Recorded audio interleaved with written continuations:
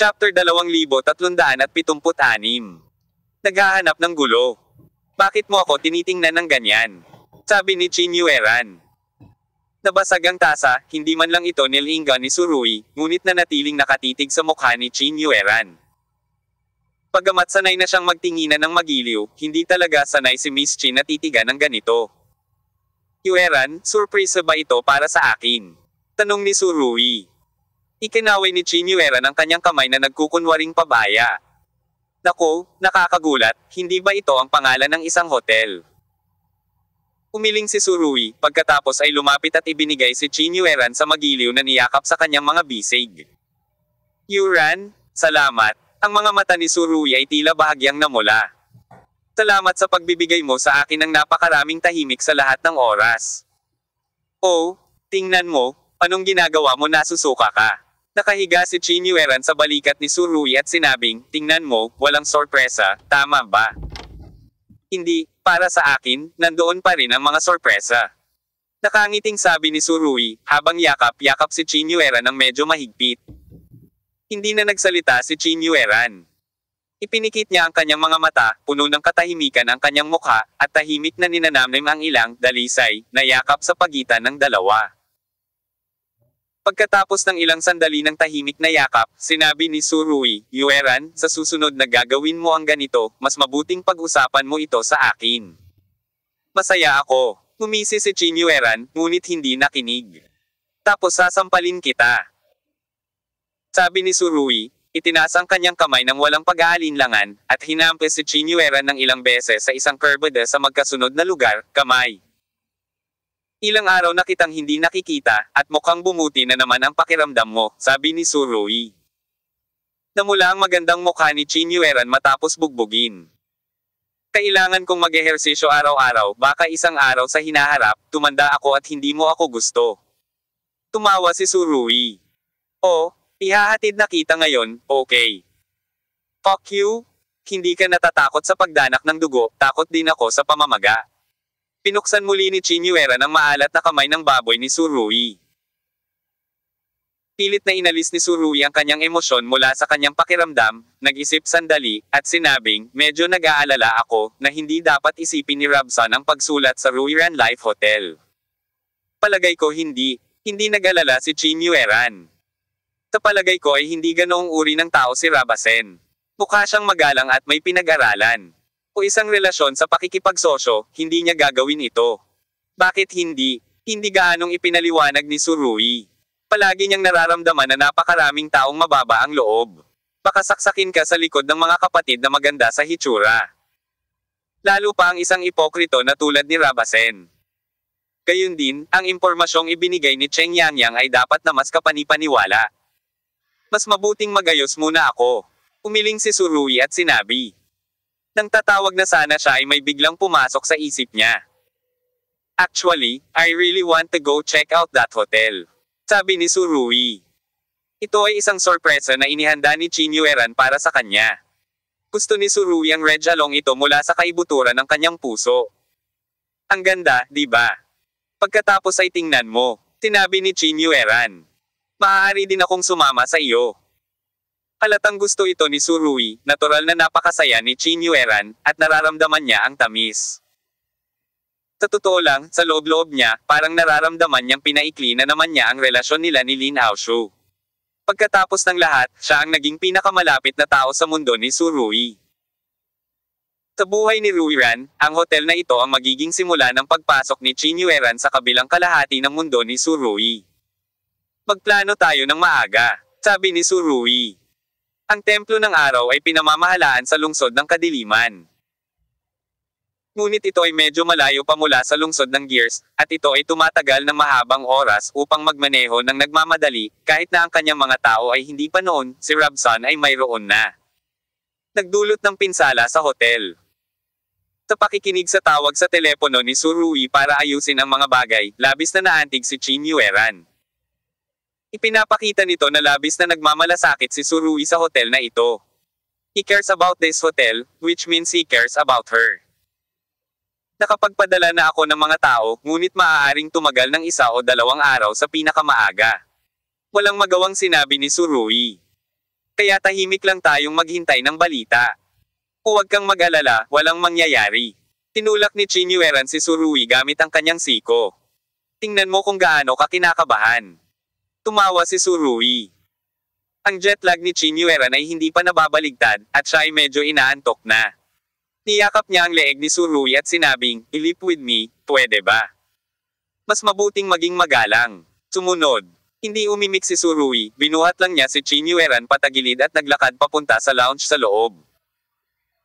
Kung hindi dahil sa pisikal na abala ni Chinyueran, natatakot ako na matagal na silang nakipagtagpo sa apoy, at gumuho ang labanan. Matulog ka ng malinis at huwag mo akong hawakan. Sabi ni Chinyueran, nilagay sa silent ang telepono, at pagkatapos ay natulog sa mga bisig ni Surui. Nang makatulog sina Chinyueran at Surui, isang The Private Jet ay pumailang lang na sa langit mula sa Capital International Airport. Sa pagtingin sa porthole sa labas ng bintana, bahagyang ngumiti si Robson, at may malungkot na lasa sa ngiti na ito. Sabihin mo sa kanila, magagawa mo na ito ngayon. Ang sekretarya ay nakangiti ng papuri sa gilid. Huwag kang mag-alala, boss, sisimulan ko na agad ang pag-aayos. Ngayon. Natapos na ang refurbishment ng Yueran Life Hotel. Nakatayo sa bubong ng hotel. Makikita mo ang mga bundok na nababalutan ng nyebe sa di kalayuan, at sa asul na kalangitan. Laban sa background, na-refresh ang pakiramdam ng mga tao. Puspusan na ang construction team. Nakilala nila ang isang lokal na tyrant, na sinasabing isang Chinese na babaeng amo, upang maipakita ang estilo ng dekorasyon. Hindi sila nagdalawang isip na basagin ito. Sa makatuwid, ang mga manggagawa ng kumpanyang ito ng dekorasyon ay nagsusumikap din ng husto. Lahat naman ay nagsisikap, basta tapos ang trabaho, malaki pa rin ang bonus natin. Sabi ng isang Chinese sa English. Nang mabalitaan nilang may bonus, lalo pang nagsumikap ang mga manggagawa. Ang lalaking inchik na ito ay mukhang nasa 30s. Na may katamtamang pangangatawan, tansong kutis, na may determinado at nakaistilong mukha, na nagbibigay ng napakalakas na pakiramdam ng seguridad. Ang kanyang pangalan ay Chinyo Anto. Isang ulila na inampon ng mga matatanda ng pamilya Chin mula pagkabata. Siyempre, sa simula pa lang, ang kanyang tungkulin ay tulungan ang mga pangunahing anak ng pamilyang Chin. Matapos maglingkod bilang isang sundalo sa loob ng ilang taon, napanalunan ni Chinyo Anto ang pagpapahalaga ng mga nangungunang executive ng pamilya Chin sa kanyang down-to-earth na estilo. Matapos ang kanyang demobilisasyon mula sa hukbo, nagsimulang tumuntong si Chinyo Anto sa negosyo ng pamilya Chin sa ibang bansa. May pag-unlad na medyo maganda. At ang kanyang kasalukuyang direktang pinuno ay si Chinyueran. Alam ni Chinyo Anto kung ano ang kahulugan ng Ruiran Lifetime Hotel para kay Chinyueran. Kaya hindi siya nang ahas na pabayaan ito.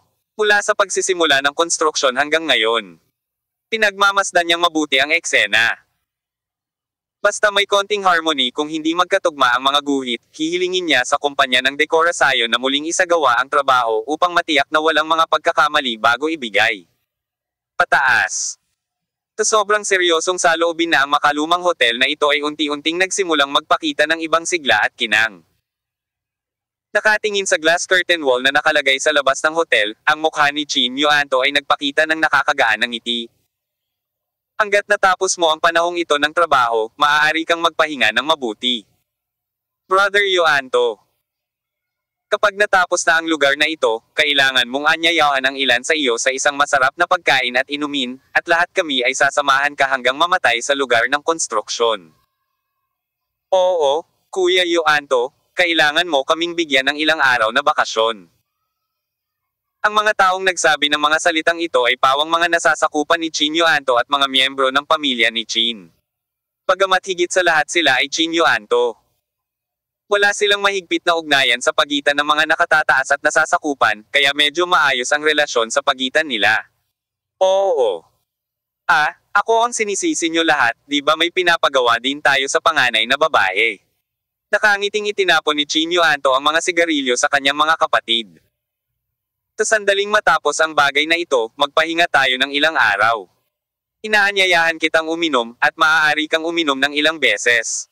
Maraming tao ang tumawa, at pagkatapos ay nagsabi, Pagkatapos ng paninigarilyo, lahat tayo ay magtrabaho, kailangan nating maging mas mabilis, tulad ng isang malaking hotel, ito ang huling panginginig. Naninigarilyo sila nang bigla nilang makita ang ilang malalaking itim na pickup truck na nagmamaneho sa di kalayuan. Napuno ng mga tao ang mga katawan ng mga pickup truck na ito. Ang bilis ng mga sasakyang ito ay napakabilis, at may pakiramdam ng pananakot. Nang dumaan sa Ruiran Life Hotel, ang mga pickup truck na ito ay biglang naanod at sabay-sabay na huminto. Ang mga gulong ay humaplo sa lupa, gumawa ng isang masakit na tunog. Agad na itinapon ni Chinyo Anto ang upos ng sigarilyo. Sa pagtingin sa eksenang ito, katutubo niyang naramdaman na may mali. Isang lalaking nakakamouflage ang tumalon mula sa passenger seat. Siya ay itim at mukhang malakas, tulad ng isang gumagalaw na bulldozer. Pagkatapos tumingin sa paligid, nagtanong siya. Ito ba ang Ruiran Life Hotel? Hindi agad siya sinagot ni Chinyo Anto, ngunit mahinahong nagtanong.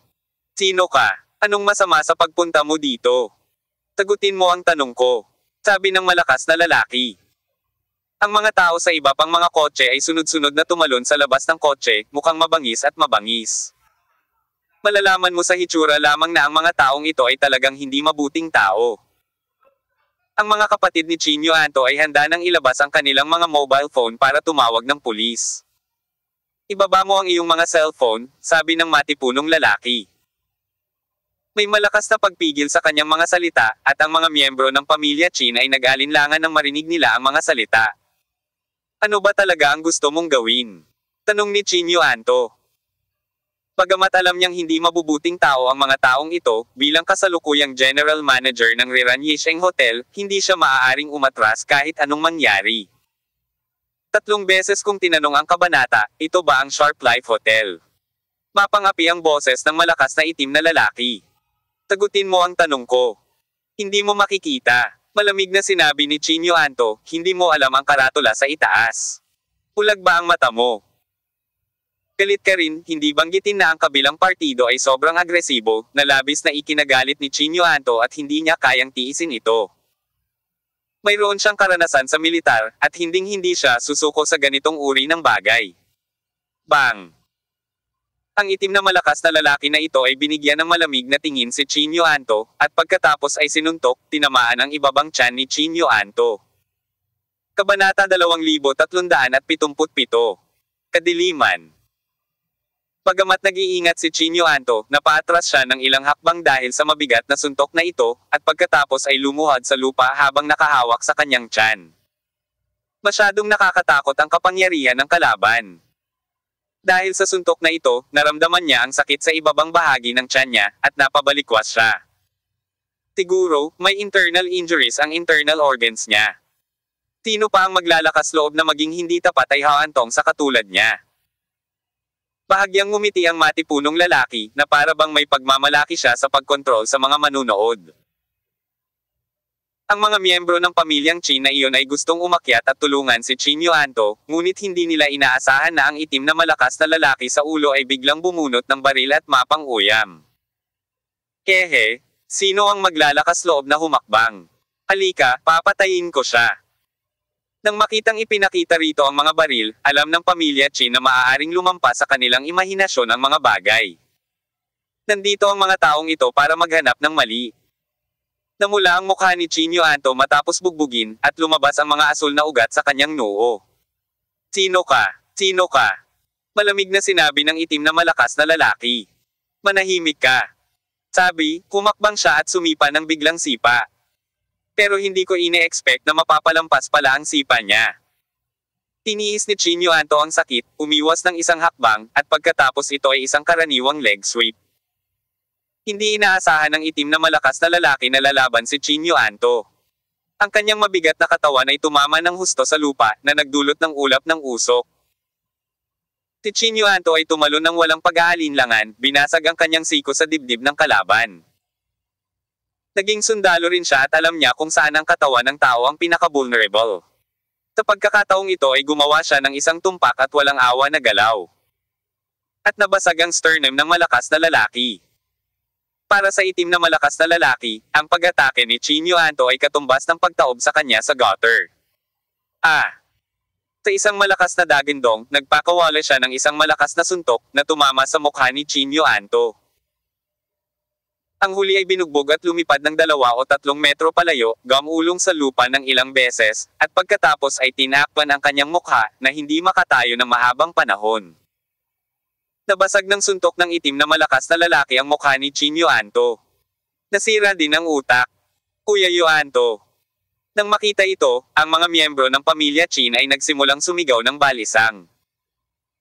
Gayunpaman, ilang lalaki ang humakbang, sunod-sunod na naglabas ng mga pistola, at itinutok ang kanilang mga ulo. Dahil construction site ito, napapaligiran ng temporary guardrails ang paligid kaya hindi gaanong nakapansin sa sitwasyon dito. Hindi pa nakakabangon si Chinyo Anto. Ang itim na malakas na lalaki sa ulo ay lumapit sa kanya, hinawakan ang kanyang kwelyo, at sinabing, hindi ko inaasahan na mabulag ako ng isang ibon. Napakasakit ng kanyang dibdib, ngunit, sa kanyang puso, pangalawa lamang ang sakit, at ang pinakamahalaga ay kahihiyan. Ang pagbaligtad sa lupa ng isang mukhang mahinang inchik, at maging sanhi ng pagkakasugat sa kanya, ay isang kahihiyan sa sukdulan. Ano ang gusto mong gawin? Gusto mo ba ng pera? Tanong ni Chinyo Anto, tinitiis ang matinding sakit.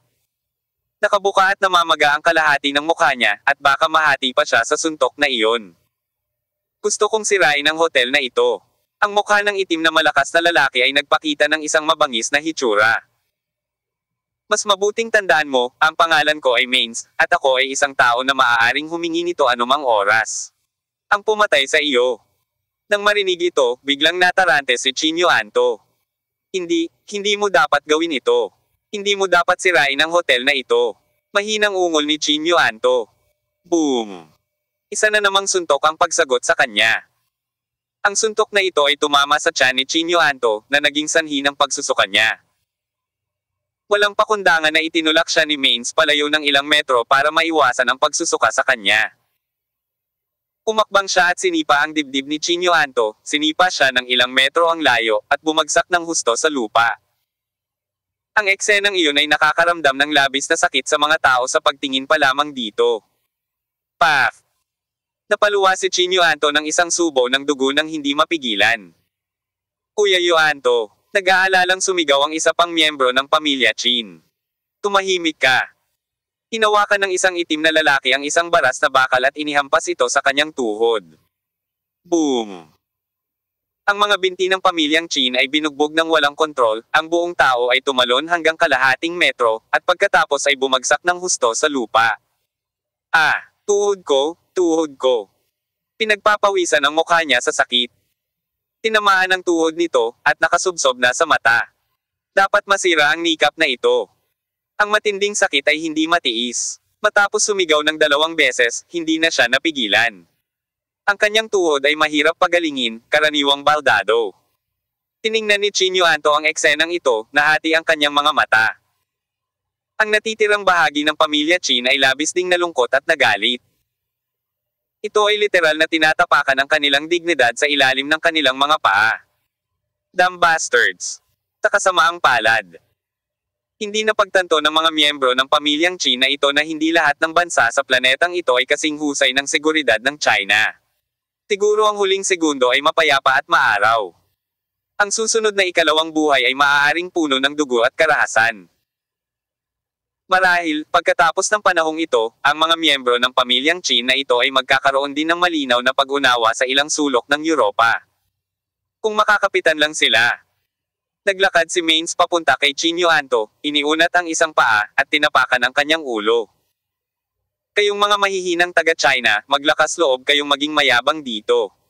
Si Mains ay sumengot ng malamig. Tirain mo ang hotel na ito para sa akin. Hindi, sumigaw si Chinyo Anto.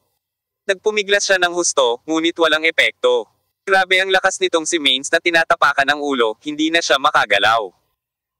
Sa wakas ay natanto ni Chinyo Anto kung ano ang kawalan ng pag-asa. Ang grupong ito ng malalakas na lalaki ay malamang na mga mersenaryo.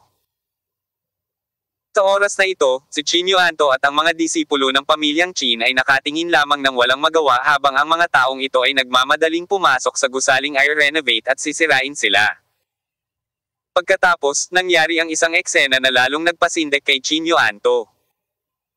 Isang matangkad at matipunong lalaki ang tumayo sa likod ng pickup at nagtaas ng dalawang submachine gun. Hahaha. Hinailan niya ang gatilyo habang tawa ng tawa. Dadadadadada. Tumama ang lahat ng bala sa malaking glass curtain wall sa labas ng hotel. Ang kurtinang pader na ito ang pinakadirektang pagpapakita ng karangyaan ng hotel. Tinamaan ito ng napakaraming bala. At hindi mabilang na mga bitek ang kumalat. Sa wakas, hindi na nito masuportahan at sumambulat mula sa himpapawid. Hindi mabilang na mga piraso ang nahulog na parang ulan na naging sanhi ng pagdurugo ng puso ni Chinyo Anto. Kung pwede lang, gustong-gusto niyang makipag-away nitong si Maines. Pero hindi niya kaya, hindi man lang siya makabangon sa lupa. Sa mga taong ito, higit sa isang tao ang may baril. Patuloy na umalangaw-ngaw ang mga putok ng baril at hindi mabilang na mga piraso ng salamin ang nabasag. Maging ang mga taong ito ay tuwang-tuwa na ang ilang manggagawa ng kumpanya ng dekorasyon ay tumakbo palabas ng gusali at tinamaan ng ligaw na bala na agad silang napatay. Inosente silang lahat. Ang mga manggagawang iyon sa gusali ay hindi nang ahas na lumaban sa mga mabangis na kasamahan na ito, ngunit hindi sila nakaligtas. Sila ay karaniwang binugbog at nasugatan. Hindi ko pa naranasan ang ganoong eksena, at hindi ko alam kung gaano kawalang pag-asa at kawalang kikaya ang pakiramdam ng ganito. Si Chinyo Anto ay naapakan pa rin sa lupa, ang dumi ay naghalo sa dugo sa kanyang mukha, na ginagawang imposible para sa mga tao na makita ang kanyang tunay na mukha.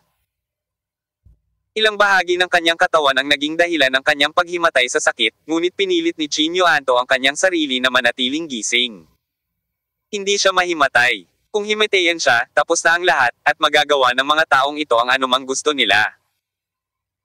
Gayunpaman, kahit na matino si Chinyo Anto, wala siyang magagawa, ngunit hindi bababasa, itinuring niya ang soberness bilang kanyang huling pakikibaka. Ang mga Chino ay hindi mahina, at walang sino man ang handang sumuko sa ganitong uri ng pang-aapi. Tingnan mo, ang malambot na itlog ni Huaxia. Tinurog ni Maines ang mukha ni Chinyo Anto gamit ang kanyang mga paa, at nanunuya. Dapat mong malaman na ang hotel na ito ay hindi dapat mapanatili ito. Ngunit nakikita ng kanyang sariling mga mata na ang kanyang mga pagsisikap ay nawasak, ito ba ay isang hindi pangkaraniwang bagay? Nakakakilig maging napakasaya. Sa pagsasalita, nagsimulang tumawa ng malakas si Maines. Makikita mula sa pangungusap na ito lamang na ito ay isang lubhang marahas at lubhang pervert na tao na gustong pahirapan ang mga tao para sa kasiyahan. Asshole, bastard. Nagsumpa si Chinyo Anto. Ayos lang, mapagalitan mo ako, wala akong pakialam. Nanunuya si Maines, sa susunod, mas marami kang makikitang kapana-panabik na mga bagay na lilito.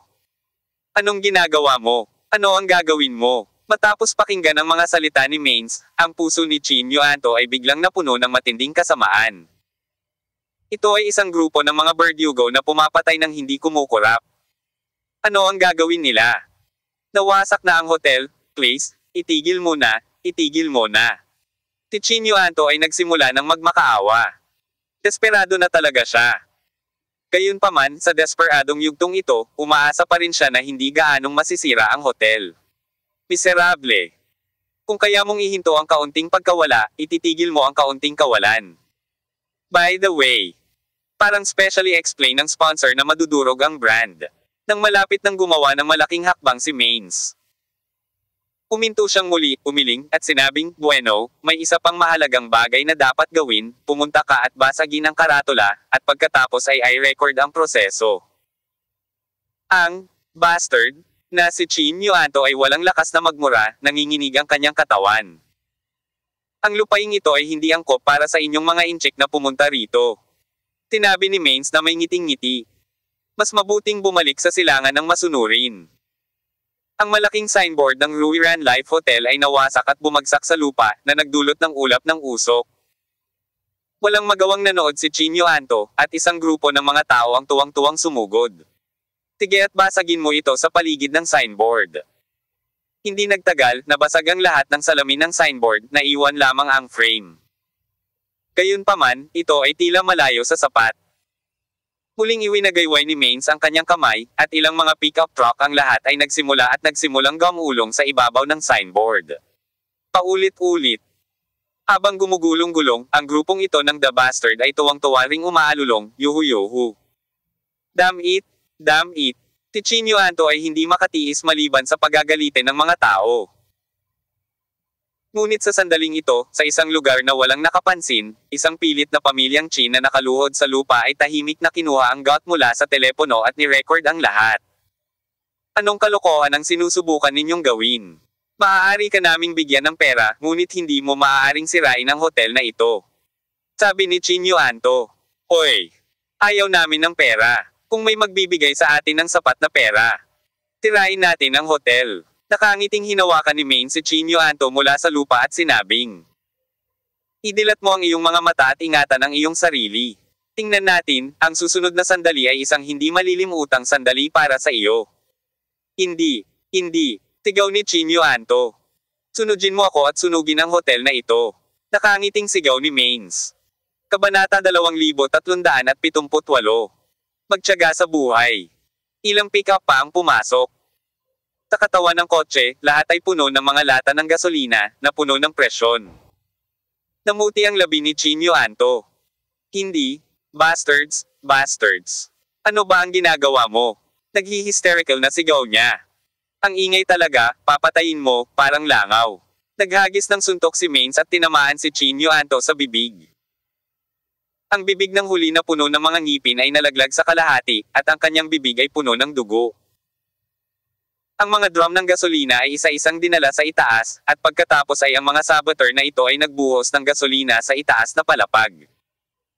Ang malakas na amoy ng gasolina ay tumatagos sa bawat palapag ng hotel. Hahaha, mayabang na sigaw ni Maines. Gustong-gusto ko ang lasa na ito. Ito ay labis na nabighani. Ang pagpatay at pagsunog ay isang kabayo ang pinakamasaya para sa Nesgang. Makalipas ang mahigit 10 minuto, nagkalat na ang gasolina sa lahat ng sahig. Biglang tumahimik ang eksena. Ang lahat ay naghihintay sa utos ni Maines, at ang 30 higit na palapag na hotel na ito ay gagawing nagninangas na tanglaw. Sulo. Tumawa ng malakas si Maines. Tindi na natin ang pinakakahanga-hangang banal na apoy sa mundo. Kailangan mong mamatay. Malinaw na Moldita. Ngayon ay hindi na siya makatiis, hihimatayin na siya. Mabuti pang gising ka na, kung hindi mo nakita ang susunod na eksena, sayang naman. Si Maines, na nasiyahan sa pagpapahirap sa mga tao, ay biglang naglabas ng A-dagger, at pagkatapos ay isang kutsilyo ang sinaksak sa hita ni Chinyo Anto. Paus na sigaw ng huli. How about this, medyo nagising ka ba ng sakit na ito? Sabi ni Maines na may mapang asar ng ngiti. Ikaw ay isang demonyo, si Chinyo Anto ay nanginginig sa sakit, ang kanyang mga labi ay tila nanginginig. Tama ka, demonyo ako. Ngayong nasa kamay na niya ang lahat ng inisyatiba, hindi na nagmamadali si Maines. Tinapik niya ng talim ang mukha ni Chinyo Anto at nginisyan. Dapat kang matuwa ngayon na hindi ka babae, kung hindi, huhuberin kita at hahayaan ang aking mga kapatid na magpalitan ng kasiyahan dito. Ikaw ay isang hayop. Ang mga baboy at aso ay hindi kasing galing, ang ungol ni Chinyo Anto. Makikita mo ang mas beastly side ko mamaya. Bahagyang ngumiti si Maines, at bumulusok muli ang punyal sa kabilang binti ni Chinyo Anto. Si Chinyo Anto, na palaging nagngangalit ang kanyang mga ngipin, sa wakas ay hindi na kayang suportahan ang kanyang katawan. Direktang lumuhod sa lupa. Malakas siyang umungol sa sakit. Kinawian ni Maines ang kanyang kamay sa kanyang kalaban. Hayaan ang grupo ng malalambot na bastos ng China na magsunog ng personal para wala itong kinalaman sa atin. Hayaan ang mga inchik na magsunog. Anong masamang pag-iisip? Paanong wala itong kinalaman sa iyo? Sa tingin mo, malilinis ba nito ang krimen? Nagngagat ang ngipin ni Chinyo Anto at nagtanong. Kayo ang gumawa ng hotel na ito. Hindi ba't napaka-fulfill para sa iyo na sunugin ang hotel na ginawa mo gamit ang iyong sariling mga kamay? Pagkatapos magsalita, tumawa si Maines. Ginawa niyang sunugin ang mga tao ng Huaxia, hindi para alisin ang hinala, kundi para pahirapan sila. Hayaan silang mabuhay sa sakit habang buhay. Ito ay isang grupo ng mga hindi makataong mersenaryo. Tulad ng sinabi ni Chinyo Anto, hindi na sila karapat-dapat na tawaging tao, hindi na kasing husay ng mga baboy at aso. Ikaw, sunugin mo ang hotel na ito. Tinuro ng isang mersenaryo ang isa sa mga miyembro ng pamilya Chin at sinabi. Hindi ako pupunta. Napakadugo ng miyembro ng pamilyang Qin na ito. Kung hindi ka pumunta, mamamatay ka. Sabi, isang bala ang tumama sa balikat ng miyembro ng pamilyang Qin. Tumagos ang bala sa kanyang katawan at nagbukas ng butas ng dugo na kasing laki ng tasa ng tsaa sa kanyang likod. Ang binatang ito ay natamba sa lupa, nanginginig sa sakit, at halos himatayan. Tatanungin ulit kita, susunugin mo ba? Tanong ng mersenaryo. Hindi ako pupunta. Papatayin kita. Ikaw na masama. Nasasaktan ang binata at sinubukang tumayo, ngunit nagpaputok muli ang conscript, na bali ang braso. Boom! Ang katawan ng binata ay bumagsak sa lupa, ngunit ang kanyang mukha ay puno ng walang humpay na mga ekspresyon. Patayin mo ako at hindi ako magpapaputok. Kung ganoon ay okay, pagkatapos ay papatayin kita. Casual na sabi ng mersenaryo, saka itinaas ang kamay at binaril. Ang tunog ng putok ng baril ay nayanig sa tenga ng lahat. Hindi, sigaw ni Qin Yuanto. Pinaril sa dibdib ang binata at umaagos ang dugo sa kanyang bibig. Nakahiga siya sa lupa, bilugan ang mga mata, at panay ang kibot. Nako, sumabog ang puso niya, ani Mains, na nagagawa pa ring tumawa habang sinasabi iyon. Lubos na napagtanto ni Qin Yuanto kung anong uri ng mga tao ang kanilang kinakaharap. Hindi mga tao, sila ay isang grupo ng mga Chikal. Ang mga mata ni Qin Yuanto ay napuno ng luha.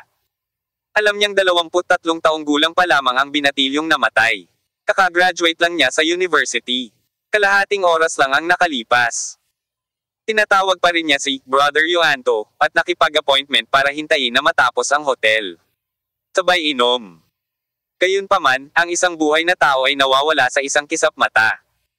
Hindi. Lumuhad si Qin Yuanto sa lupa, tumulo ang mga luha sa kanyang mukha, naramdaman niyang napunit ang kanyang puso at baga. Susunod, sabi ni Mains. Lumapit ang isang mersenaryo sa isa pang miyembro ng pamilya ng Qin. Tinutukan ng baril ang kanyang ulo, at sinabing nanunuya, ikaw na, sa tingin ko ang desisyong ito ay dapat na napakasimple, ang iyong kasama ay nakapagpakita na ng magandang halimbawa. Nanginginig ang binatang ito, at ang lahat ng kanyang damit ay basang-basa ng pawis. Ang sino mang hindi tinutukan ng baril sa ulo ay hinding-hindi malalaman kung ano ang pakiramdam ng nakakatakot na karanasan. Kaya, medyo mahirap para sa binatang iyon na makamit ang antas na ito noon at hindi bumitaw. Ang isang normal na tao ay hindi kailanman magagawang magtiyaga hanggang sa wakas. Ikaw kung hindi mo sinindihan, papatayin kita. Bahagyang iniyuko ng mersenaryo ang kanyang ulo, napakababa ng boses, at sinabi sa tainga ng binata. Gayun din, pagkatapos mong mamatay, itatapon ko ang iyong katawan sa apoy at susunugin kita sa uling. Pagkatapos niyang magsalita, tumawa siya ng malakas. Nakakatakot ang mga tao sa pagtawa. Bagamat natatakot ang binatang ito, siya ay mula sa pamilyang Qin. Damn! Humihingal siya ng husto, at gusto lang sabihin na, hindi ako magpapaputok, ngunit sa sandaling ito biglang sumigaw si Qin Yuanto. Ay pangako mo sa kanya, Little Eight, ay pangako mo sa kanya. Ang binata na nagngangalang Xiaoba ay nagtaas ng ulo at tumingin kay Qin Yuanto, na parang hindi niya alam kung ano ang gagawin. Ay pangako mo sa kanya, ay pangako mo sa kanya. Gaano man kahalaga ang hotel, walang buhay ng tao ang mahalaga. Sumigaw si Qin Yuanto. Bata ka pa, hindi karapat-dapat na mamatay dito. Walang tigil si Mains kay Qin Yuanto, ngumiti siya para sa akin. Mukhang hindi ganoon kasaya. Kung gagawin mo ito, hindi ako magiging masaya. Hayop ka, isang hayop. Qin Yuanto kung mas masakit, mas nagiging matino siya. Ngayon, sa ganoong tensyonado na eksena, nawala lahat ng kanyang nahihimatay na sensasyon. Xiaoba, bilasan mo at ay pangako mo sa kanila. Pumunta ka at sunugin mo. Nang sabihin niyang go when he said the words, fire, parang naubos niya lahat ng lakas niya at hindi na niya napigilan, kaya diretso siyang bumagsak sa lupa. Ngunit ito nga, si Qin Yuanto ay sumisigaw pa rin. Xiaoba, bilasan mo, huwag nang magantala pa. Damn! Parang hindi ka tanga. Sabi ni Mains na may kasamang masamang ngiti, kung ganoon, sunugin natin ito. Kung hindi ka magdedesisyon sa loob ng 3 segundo, babarilan ka pa rin ng bala sa puso. Ang munting 8 ay lumuluha na, at sumigaw siya, Brother Yuanto. Ay pangako mo sa kanila, patatawarin ka ni Miss. Nabasag ang eye contest ni Chinyo Anto, may halong luha ang dugo, at mukhang nakakabigla. Ang mga aksyon ng mga mersenaryo sa oras na ito ay nawasak ang kanilang mga tahanan at lahat ng kanilang pagsusumikap. Tila ay maaari ko lamang panoorin at kahit na upang simulan ang apoy sa aking SAR. Iling mga kamay. Anong uri ng kawalan ng pag-asa ito? Go! Go! Umuungal si Chinyo Anto. Sa oras na ito, pinindot na ng mersenaryo ang gatilyo sa kalahati. Sa wakas, ang binata na nagngangalang Xiaoba ay tumayo ng pasuray-suray, punong-puno ng abo ang kanyang mga mata. Susunugin ko ito. Pagkasabi nito ay nawalan siya ng lakas. Sa harap ng kapangyarihan at mga banta sa buhay, kailangang iuko ng mga tao ang kanilang mga ulo, na nagpaparamdam kay Xiaoba na ang kanyang buhay ay walang kabuluhan. Buhay ang pinakamahalaga, sunugin. Pumunta at sunugin ang hotel na ito. Natakot si Chinyo Anto na hindi magiging matatag si Xiaoba. Kung tutuusin, ang mga mersenaryong ito ay mga terorista na pumapatay ng hindi kumukurap. Ano man ang kanilang panig ang ilan sa mga tao na sumagot sa tanong o hindi. Ang hotel ay nawasak, at kung kahit na ang buhay ng tao ay hindi mailigtas sa panahong ito, kung gayon ito ay masyadong walang halaga at masyadong desperado. Oy, kunin mo na. Naghagis ng lighter ang mersenaryo kay Hachi. Suray-suray na sana ang huli patungo sa pinanggagalingan ng gasolina, mahina ang mga yabag nito, at ilang beses na rin siyang muntik na bumagsak sa lupa. Huwag mo akong daluhan, bilasan mo. Talagang naiinip ang mersenaryo, at sinipa si Xiaoba mula sa likuran. Si Xiaoba ay sinipa at nahulog ng ilang metro pasulong, sa harap lamang ng mga bakas ng gasolina. Sunugin ito. Sumigaw si Chinyo Anto sa di kalayuan. Puno ng luha ang mukha ni Xiaoba, nanginginig niyang kinuha ang kanyang lighter, at pagkatapos ay sinindihan ito ng ilang beses bago ito nagliyab. Hindi niya agad sinunog ang apoy, ngunit lumingon siya para tingnan si Chinyo Anto at ang kanyang mga kasama. Tindihan mo. Nag-aalala pa rin si Chinyo Anto na ang maliit na walong ito ay magiging masyadong mabagal, at ang mga mersenaryong iyon ay bugbugin siya hanggang mamatay. Ipinikit ni Xiaoba ang kanyang mga mata, nagpakawala ng desperadong dagindong, at itinapon ang lighter sa mga bakas ng gasolina. Isang linya ng apoy ang biglang tumalon, kumakalat na parang sapot ng gagamba. Matindi ang apoy, at hindi nagtagal ay napalibutan ng nagngangalit na apoy ang unang palapag ng hotel. Sunod ay ang ikalawang palapag, ang ikatlong palapag. Ang apoy ay patuloy na tumaas paitaas, at hindi nagtagal, ang buong gusali ay naging isang nagninangas na tanglaw. Ang eksenang ito ay mukhang talagang nakakagulat. Kabanata 2379. Ang utang ng dugo ay nagbabayad ng dugo. 32 palapag. Nasusunog ang lahat. Bagamat hindi nasaktan si Xiaoba, dumudugo ang kanyang puso, na para bang hindi mabilang na mga kutsilyo ang nakatusok sa kanyang puso. Hindi. Bumagsak si Xiaoba sa lupa. Pinagmamasdan ng nagngangalit na apoy, naramdaman ang nakakapasong mainit na hangin, ang kanyang mukha ay puno ng luha, at ang kanyang mga mata ay puno ng kawalan ng pag-asa. Para sa kanya, ang pakiramdam na ito ay talagang napakalungkot, at ang kanyang buhay ay tila puno ng kulay abo. Tinabayan pa ng umaatungal na apoy, ang nakakabaliw na tawa ni Mains. Maganda talaga. Ngumiti si Mains at mukhang tuwang-tuwa. Ang pervert na ito ay sinusubukan lamang na pahirapan ang mga tao para sa kasiyahan. Hinayla si Chinyo Anto mula sa lupa, nanunuya si Mains. Sa palagay mo ba ang lahat ng ito ay kahanga-hanga?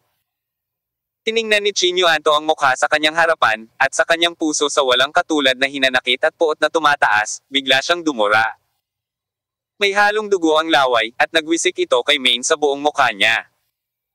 Hindi inaasahan ng huli na gagawin ito ni Chinyo Anto. Taglit siyang hindi nakapaghanda, at kahit na tumatawa at hindi nakatikom ang bibig, maraming laway at dugo ang tumalsik sa bibig niya. Bastos! Tinuntok muli ni Mains si Chinyo Anto sa lupa. Sa pagkakataong ito, napahawak ang huli sa kanyang dibdib, nakahiga sa lupa at patuloy na umuubo ng dugo. Halatang tinamaan ng husto ang kanyang mga laman loob. Sino kayo? Sa background ng apoy, ang mukha ni Chinyo Anto ay puno ng kawalan ng pag-asa. Bakit gusto mo kaming makasama? Kung may gusto kang pangit, pupunta ako dito. Gawin mo ang iyong sarili ng pabor. Nanunuya si Mains. Kayong mga bastos na taga-China, ngayon mo lang ba nalaman na may mga taong hindi mo kayang pakialaman, at may mga benepisyong hindi mo mahawakan? Sabi, niluwa ni Maine si Chin Yuanto. Ngayon, lahat ng mga Chinese na naruroon ay ininsulto. Chino kami, hindi softy, humihingal na sabi ni Chin Yuanto. Gayunpaman, dahil mahina ang volume niya, hindi ito marinig ng malinaw ni Maines. Ano ang sinabi mo? Tanong ni Maines na nakayuko. Ngunit hindi ko inaasahan na, sa sandaling ito, biglang naglabas si Chin Yuanto ng spring dagger mula sa kanyang bulsa, at sinaksak ito ng malakas sa buto ng paa ni Maines. Ang huli ay sumigaw at likas na ibinaba ang kanyang ulo. Sa sandaling ito, ang kaliwang kamao ni Chin Yuanto ay tumama ng malakas sa buto ng ilong ng kalaban. Iklik. Tirang tulay ng ilong. Sumabog ang dugo sa mukha ni Maines. Dapat patayin ni Chin Yuanto ang salarin. Muling sumigaw ang huli, at bago pa man siya makalaban, nabunot na ni Chin Yuanto ang punyal na nakaipit sa paa ng kalaban, at itinusok ito sa hita ni Maines. Walang lakas ng loob na lumaban si Maines, napaatras siya at kinaladkad ang dugo sa buong lugar. Patayin siya, patayin siya. Tigaw ni Maines. Bang! Boom! Ang mga putok ng baril ay patuloy na tumunog, na nagwasak sa dibdib ni Chin Yuanto sa isang madugong gulo. Walang nag-iisip na si Chin Yuanto, na tila nasa dulo na ng kanyang pagbaril, ay maaaring sumambulat ng napakalaking lakas, at itong si Maines, paulit-ulit, sa mga inchik na kanyang kinamumuhian. Tumaob ang bangka sa kanal. Pinaril si Chin Yuanto sa dibdib, at halatang hindi na siya makakaligtas. Gusto ko talagang patayin kayong lahat. Nang matapos siyang magsalita ay ibinaba niya ang kanyang ulo at bumagsak sa lupa, hindi na makabangon muli. Pilasan mo, bendahe mo ako. Tigaw ni Maines. Halos mabutas ng punyal ang ugat ng hita niya. Kung siya ay nataman, hayaan siyang mabitin ng buo. Si Maines ay kinaladkad papasok sa sasakyan, nakahiga sa katawan ng sasakyan, tinitingnan ang nasusunog na hotel, at galit na sinabi.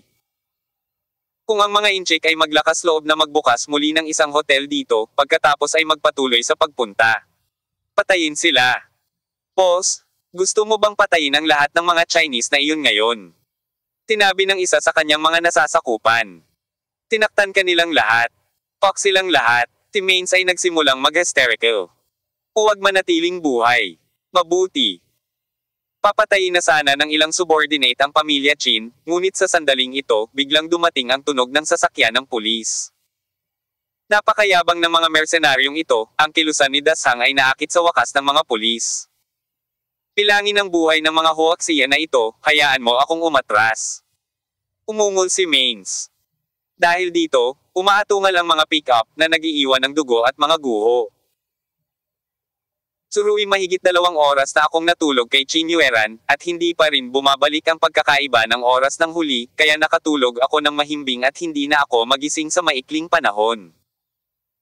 Sa oras na ito, nakita ni Suruy na ang mobile phone ni Chin Yueran ang ilaw sa paghinga ay patuloy na kumikislap. Tumingin si Suruy at nakitang may 10 missed calls, lahat ay galing sa ibang bansa. Dahil nagpapahinga siya, na-mute ni Chin Yueran ang telepono at hindi narinig ang ringtone. Nakita ni Suruy na maraming mensahe sa WeChat ni Chin Yueran, kaya binuksan niya ang WeChat. Sumunod naman ay nanigas ang kanyang katawan at nagyelo ang kanyang ekspresyon. Hindi ko inaasahan na magiging ganito kaseryoso ang mga pangyayari. Maraming mga video ang ipinadala sa pamamagitan ng WeChat. Sa panunood ng mga video na ito, mahigpit na kumuyam ang mga kamao ni Suruy. Ang dugo ay tumalsik, ang nagngangalit na apoy, at ang pangit na mukha ng mga mersenaryong iyon ay labis na nagpasigla sa kanya. Bastos, bastard. Nagmura si Suruy sa kanyang puso, gusto niyang mapunit ang mga mersenaryong iyon. Patay kayong lahat. Hinihingal na sabi ni Suruy. Ang Ruiran Lifetime Hotel na ito ay isang sorpresang maingat na inihanda ni Chin Yueran, isang regalo para kay Suruy, ngunit ang napakagandang regalo ay walang awang sinira ng mga mersenaryong ito. Nagbuwis pa ito ng ilang buhay. Ilang kabataan ang nawalan ng karapatang magpatuloy sa pamumuhay sa mundong ito. Sa oras na ito, tumalikod si Chin Yueran at tila natutulog pa rin. Matapos mag-alinlangan ng ilang sandali, hindi na siya ginaising ni Suruy. Kung nalaman ni Chin Yueran ang lahat ng ito, gaano siya kalungkot. Hindi ka panipaniwala. Umakyat ang dugo ni Surui sa kanyang noo, naramdaman niyang sasabog na siya sa kinatatayuan niya. Ramdam niya ang matinding kawalan ng pag-asa sa screen. Ang binatang iyon ay mas gugustuhin pang mamatay kaysa sunugin ito. At alam ni Chinyo Anto na siya ay mamamatay ngunit kailangan niyang lumaban ng husto, kaya napaiyak ang mga mata ni Surui at ang kanyang puso ay dumudugo. Dugo sa dugo, sabi ni Surui sa nagngangalit na mga ngipin. Huminga siya ng ilang malalim, inayos ang mood, pumunta sa banyo, at hinugasan ang mukha ng malamig na tubig. Itinaas ang kanyang ulo at tiningnan ang sarili sa salamin, nakita ni Surui na ang kanyang mga mata ay naging pula ng dugo. Matapos isara ang pinto ng banyo, tumawag muli si Surui ayon sa numero ng hindi nasagot na tawag. Miss, it's not good for us. Nagsimulang umiyak ang kabilang side habang nagsasalita. Ang iilang tao ni Chinyo Anto ay pinalaki ng pamilya Chin mula pagkabata. At mayroon silang malalim na damdamin para kay Chinyo Eran. Sa pagkakataong ito, ang Ruiran Life Hotel ay sinira ng mga mersenaryo. Ang mga miyembro ng pamilyang Chin na ito ay naawa din kay Chinyo Eran. Oo, kinuha nila ang responsibilidad para dito sa kanilang sarili. Ako si Surui, sabi ni Surui. Natahimik ang nasa kabilang dulo ng telepono nang marinig ang boses nito. Si Surui, na may matalas na buhay. Ginoo, Surui, Kuya Rui, ako, hindi talaga namin alam kung ano ang gagawin. Nasunog na lahat. Nakita ko ang video, sinabi ni Surui. Nagpapahinga si Yuran. Ngayon, huwag ipagkalat ang bagay, at huwag sabihin sa sinumang miyembro ng pamilya ng Chin. Pupunta ako sa Gear City para hawakan ang bagay ng personal. Nandito ka ba sa personal? Ang taong iyon tila alam din niya na si Surui ay may maraming enerhiya, napakaganda na makakapunta ka, kami. Habang nagsasalita siya, naiyak talaga siya. Kung wala kang karanasan sa pagtakas sa kamatayan, hindi mo alam kung gaano kakasabik na makita ang iyong mga kamag-anak pagkatapos ng sakuna. Tandaan ang aking mga salita. Huwag sabihin sa sino man ang tungkol sa bagay na ito. Lalo na si Chinyo Eran. Kahit magtanong si Yueran. Gagawa ka ng kasinungalingan para dayin siya. Kung tungkol sa mersenaryo, hahayaan ko siyang binayaran nila ng dugo. Pagkatapos magsalita ni Surui, ibinaba niya ang telepono. Ang numero ng tao ay naitala sa kanyang mobile phone, at tinanggal ni Surui ang lahat ng mga talaan ng tawag at mga talaan ng WeChat sa mobile phone ni Chinyo Eran. Iyon ang pinaghirapan ni Chinyo Eran, at dapat itago ito ni Surui sa kanya. Hindi ko maisip kung gaano kalungkot si Chinyo Eran kung malaman niyang nasunog ang Reg Along ibinigay niya kay Surui. Para sa patay na si Chinyo Anto at sa iba pa, umiling si Surui at bumantong hininga. Hindi naman kasi niya kayang itago ng matagal. Hanggat kaya mong itago. Tiningnan ni Surui si Chinyo Eran sa kama, pagkatapos ay sinuot ang kanyang damit, dahan-daang inilagay ang telepono sa gilid ng kama, at tumalikod para umalis. Pagkatapos ibaba ang telepono ni Surui. Tumingin ang pamilya Chin sa nasusunog na hotel na may luha sa kanilang mga mukha at sinabing, Mister, sinabi ni Surui na gusto niyang gawing madugong utang ang grupong ito ng mga tao. Dugo ang nagbabayad. Sa pagitan ng mga salita, hindi mapigilan ang panginginig. Sa sandaling marinig nila na darating si Surui, naramdaman ni Xiaoba na nasa kanila ang gulugod. Kung tutuusin, napakaraming alamat tungkol kay Surui, ang parehong pag-iral. Xiaohu, ano pa ang sinabi ni Surui? Huwag na nating ipagkalat ang usapin. Kung tatanungin ng panganay na babae, pagtakpan namin ito. Ang sabi ng binatang ito na nagngangalang Xiaohu. Okay, kapag nalaman ng panganay na babae, siguradong mamamatay siya sa lungkot. Ipadala muna natin sina Yuanto at Lindsay sa mortuary ng ospital. Sabi ni Xiaoba. Pagmamasid sa dalawang sariwang buhay na nawawala sa kanyang mga mata, at nabali ang paa ng isang kaibigan, hindi komportable ang mga kapatid na naruroon. Ilang manggagawa sa pagsasaayos din ang namatay, na itinuturing na isang malaking aksidente. Matapos ipadala silang lahat sa ospital. Hiwalay silang tinanong ng lokal na pulisya. Gayunpaman, kung tutuusin, ang usapin ay may kinalaman sa mga mersenaryo, ang mga pulis na ito ay maaaring walang magandang solusyon. Bago umalis, nagpadala ng text message si Surui sa mobile phone ni Chinyo Eran, ang nilalaman ay may nangyari sa Temple of the Sun, aalis muna ako. Habang si Surui ay nasa telepono kasama ang pamilya ni Chin, si Robson, na nakaupo sa pribadong eroplano, ay nanood ng video sa kanyang mobile phone at ngumiti ng napakatalino. Okay, magaling. Malakas siyang sumigaw, na para bang ang lahat ng naunang kalungkutan ay naglaho ng tuluyan sa nagngangalit na apoy. Kabanata 2380. Walang makakatakas sa kanila. Ilang ulit na pinanood ni Robson ang video sa kanyang private jet. Nang makita niya ang malaking signboard ng Sharp Life na dinudurog ng sasakyan, bigla siyang napangiti. Gayunpaman, ang kanyang ngiti ay nagbigay sa mga tao ng napakabangis na pakiramdam. Nang makitang may 2 inchik na binugbog hanggang mamatay, patuloy na sinabi ni Rabasen na kahindik-hindik. Ang sarap mamatay. Ang sarap mamatay. Langgam lang, at gusto nila akong kalabanan. Halata namang nabaluktot ang puso niya. Siya ay ipinanganak na may gintong kutsara sa kanyang bibig. Nagkakahalaga na siya ng daan-daang milyong dolyar pagkaraang bumagsak siya sa lupa. Natural. Hinamak niya ang mga ordinaryong tao. Gayunpaman, sa kanyang mga mata, hindi niya nakikita ang mga ordinaryong tao. Upang maging isang tao, ngunit maging isang langgam na maaaring year-okon hanggang mamatay sa kalooban.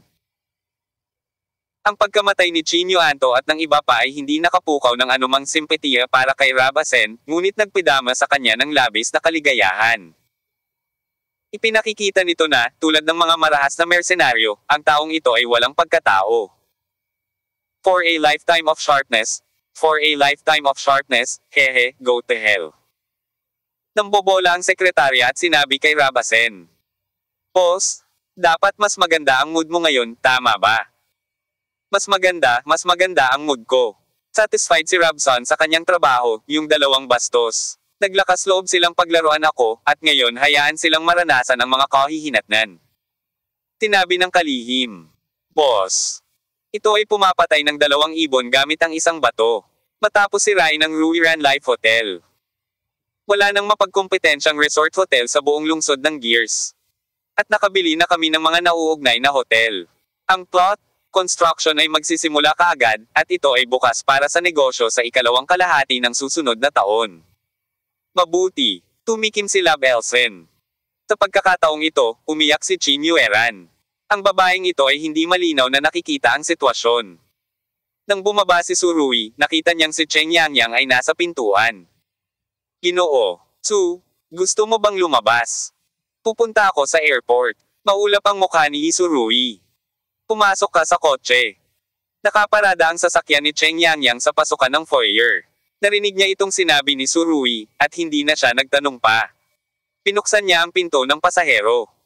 Umupo si Surui na may malungkot na mukha. Halika at walang sabihin.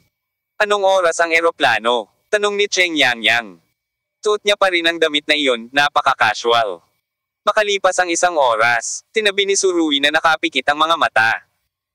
Ginamit pa rin niya ang relasyon upang makumplito ang mga nauugnay na pamamaraan sa pinakamaikling panahon. Tatagal ng 1 oras mula dito papunta sa airport, hindi na nagsalita si Cheng Yangyang, hinubad ang kanyang high heels, isinantabi, at tinapakan ang accelerator na nakatapak. Boom! Ang Porsche Panamera na ito ay tumalon lang. Mukhang napakahusay ng mga kasanayan sa pagmamaneho ni Cheng Yangyang. Naanod siya at na-overtake ang mga sasakyan sa buong daan. At nagpatakbo ng ilang pulang ilaw. Bagamat siya ay nasa panganib, ito ay mukhang nakakatakot, ngunit ang totoo ay hindi niya mahawakan kahit kaunti. Hindi nangyari. Wala sa mood si Surui na magsalita ngayon, kung hindi, dapat niyang tanungin kung gaano kahusay ang mga kasanayan ni Cheng Yangyang sa pagmamaneho. Si Rabasen ba ay nagsimula ng mga tao sa Europa?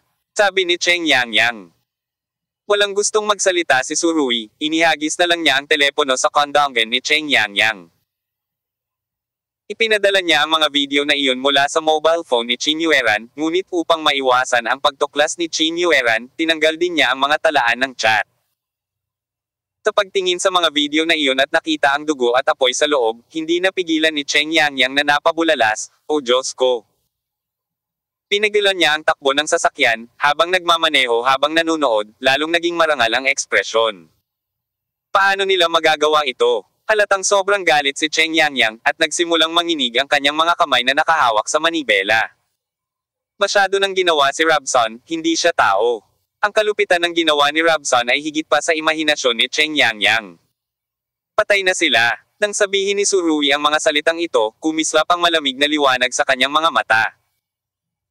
Si Cheng Yangyang, na nakaupo sa tabi niya, ay nakaramdam ng pigil na hininga, tila ang temperatura sa karwahe ay bumaba ng ilang puntos.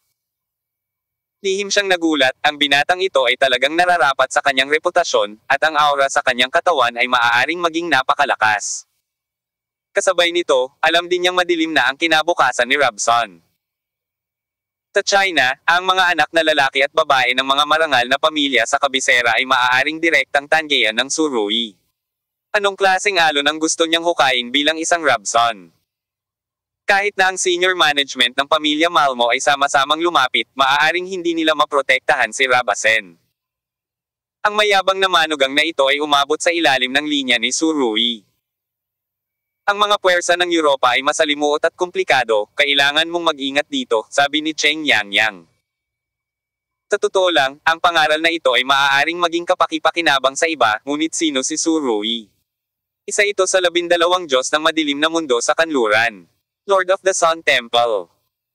Hindi sinagot ni Surui ang mga salita ni Cheng Yangyang, ngunit sinabi sa mahinang boses. Ang pamilyang Malmo, talagang hindi na kailangang umiral. Matapos marinig ang sinabi niya, Cheng Yangyang hindi ko mapigil ang kiligin. Huwag ipagkalat ang tungkol sa mga pangyayari ngayon. Napatingin si Surui sa kanya. Si Cheng Yangyang ay muling natigilan sa titig na ito, at pagkatapos ay tumango ng malalim. Huwag kang mag-alala, hindi ko sasabihin kahit kanino. Pagkatapos magsalita, masigasig na inayos ni Cheng Yangyang ang kanyang mod, at muling bumilis ang sasakyan sa trapiko sa kabisera. Habang nagtutulak siya sa pagmamaneho, sa wakas ay dumating si Surui sa airport bago nagsara ang boarding gate. Pinapanood si Surui na mawala sa karamihan. Ang mukha ni Cheng Yangyang ay puno pa rin ng pagkabigla, at ang mga salita ni Surui ay umaalingaw-ngaw pa rin sa kanyang mga tainga ang pamilyang Malmo, walang kailangan. Ganito dapat ang lalaki. Habang nakatayo sa gate ng paliparan ng mahabang panahon, umiling si Cheng Yangyang at nagmaneho palayo.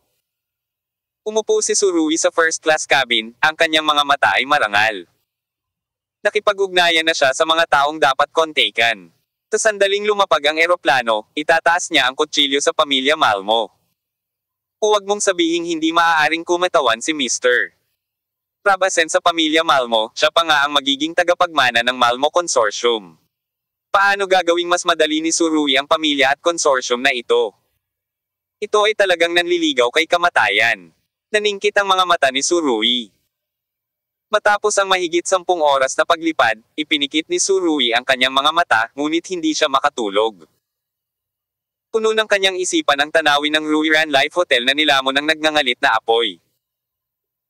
Ang gayong marangyang hotel, na may napakaraming sariwang buhay, ay ganap na nawala sa mundo, naging isang nakaraan na maaari lamang mahalin.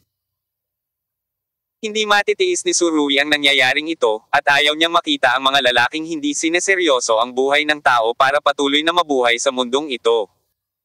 Ang ganitong uri ng puot ay maaari lamang maging dugo sa dugo. Matapos magising si Qin Yueran, nalaman niyang wala na si Surui. Tiningnan niya ang balita sa kanyang telepono at hindi niya maiwasang makaramdam ng pagkailang. Nako, sana balang araw hindi na tayo masyadong abala. Umupo si Qin Yueran sa kama na tulala saglit, at nakaramdam ng pagkabagot, kaya tinakpan lang niya ang kubrekama at nagpatuloy sa pagtulog.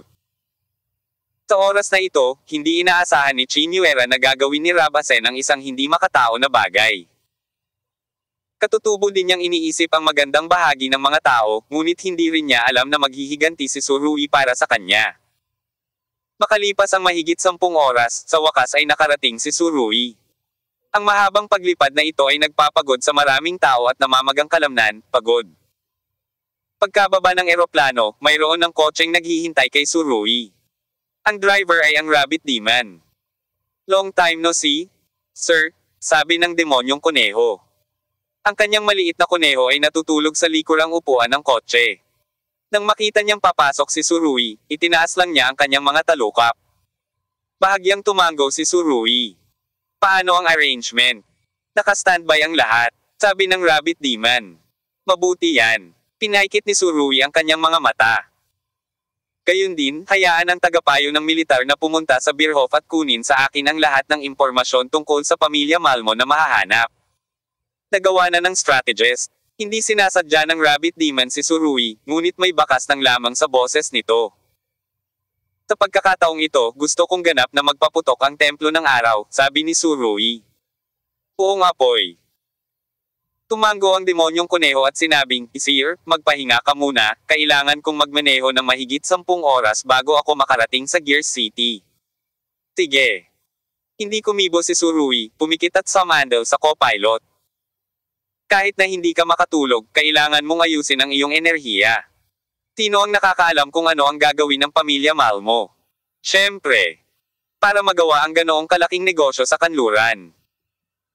Naniniwala si Surui na ang Malmo Consortium na ito ay walang kinalaman sa mundo ng kadiliman, ngunit sa pagkakataong ito, kahit sino pa ang tumayo, ito ay walang pakinabang. Tandang padamdam. Gusto ni Surui na walisin ang lahat. Sa wakas, hanggang sa hapon ng kabanata 2 dumating si Surui sa Gear City. Bago makarating sa lungsod, nakita niya mula sa malayo ang mataas na gusali na may itim na usok. Oo. 2 araw na ang lumipas, ang itim na usok ay hindi pa ganap na naaalis, at magkakaroon ng 1 o 2 sunog paminsan-minsan. Damn bastard! Puno ng galit ang boses ni Surui. Ang hotel, na dapat ay maluho, ay nasunog sa lupa na parang mga guho, at isang frame na lang ang natitira. Mula sa labas, imposibleng isipin kung gaano ito karangyan. Nakaramdam ng kirot sa puso si Surui. Sa pagtingin sa nasirang gusali, naiisip ni Surui kung gaano kadesperado ang pamilyang Chin noong panahong iyon. Pumunta sa eksena para makita, sabi ni Surui. Medyo pagod na ang Rabbit Demon, at talagang hindi madaling magmaneho nang hindi humihinto ng higit sa 10 oras. Sobra naman. Nang makitang nasunog ang buong gusali ng hindi na makilala, ang pagkahapon ng Rabbit Demon ay nawala ng walang bakas, napalitan ng galit. Ang kabilang partido ay tina-target ang babae ni Surui, iyon ay, tina-target si Surui, iyon ay, tina-target ang buong Sun Temple. Pumaba si Surui sa sasakyan at tinapakan ang mga guho. Maraming fly ash ang nalilikha ng pagkasunog sa lupa, ngunit malabo nating nakikita ang mga bakas ng dugo na ibinuhos ni Chinyo Anto at ng kanyang mga kapatid dito noong araw na iyon. Ang kalupitan ng mga mersenaryo at ang hindi pagsuko ng pamilya Chin ay malalim na nakaukit sa isip ni Surui. Marahil, ang mga larawang ito ay magiging mga imprint na hinding-hindi mabubure. Sumalangit nawa. Marahan na sinabi ni Surui, ipaghihiganti kita, walang makakatakas sa kanila.